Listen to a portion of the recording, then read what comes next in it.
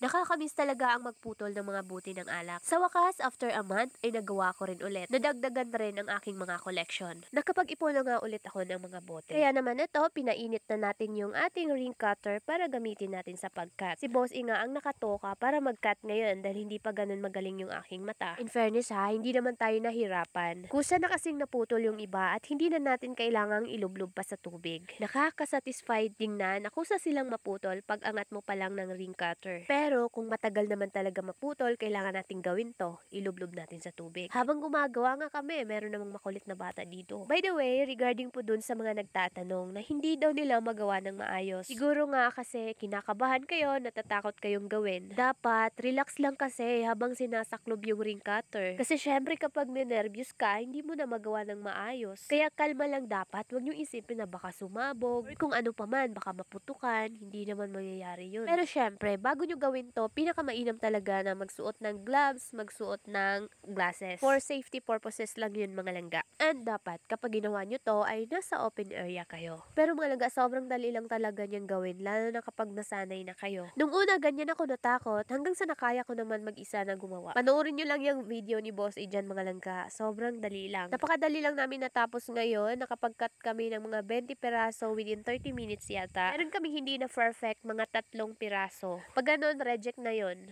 Ito na nga lahat ng aming nakat. Nakaka-happy talaga sila tingnan kapag nakat mo ng malinis at maayos. And then yun, as usual, para mapolish yung pinakabibig nung ating kinat, ay gamitan natin itong papel diliha. Ganyan-ganyan lang, ikutin lang natin hanggang sa mas smoothin siya mga langga. And then para mabuo yung ating mga sosyali na storage, kailangan natin itong mga lid bamboo cover. 25 pesos lang to mga langga. At hindi lang to nagagamit para dito. Pwede din siya pang takip ng mga baso. Tulad niya no, 'di ba? Sobrang perfect sa mga coffee mug nyo. Tapos gusto nyong takpan. Perfect talaga siya pang takip. Basta 8.5 yung size. Napakaganda, 'di ba? Napaka-aesthetic niya tingnan. Sa mga nagtatanong pala kung ano yung size ng ating mga bottle. Ito ay mga 2 liters mga langga. Yan, tinakip ko na nga lahat at ang ganda. Dahil may takip na ngayon, lagyan naman natin itong sticker. Ito ay para sa mga label kung ano yung gusto nating ilagay ng mga pagkain. Erasable din to mga langga, kaya pwede mong palitan anytime at waterproof din siya. Ito yung pinaka the best na mga label para sa condiments. Dahil napapalitan nga at hindi to napupunit kapag hinuhugasan mo yung mismong lagayan. Grabe, ito talaga yung pinaka the best part, yung maglagay ako ng mga sticker, magsulat, maglagay ng takip. Kasi wala akong ibang masabi kundi ang ganda talaga ng kanyang finished product. Ito na nga lahat yun, finally, nadagdagan na talaga yung aking mga collection. And alam ko, kailangan ko talaga tong mga lagayan na to dun sa aming bagong kusina. Char. O, diba mga langga, napakadami na. O siya ha, sa mga gusto ng mga links, sa mga lahat ng ginamit ko dito, pangkat, sa mga lid cover, sa sticker,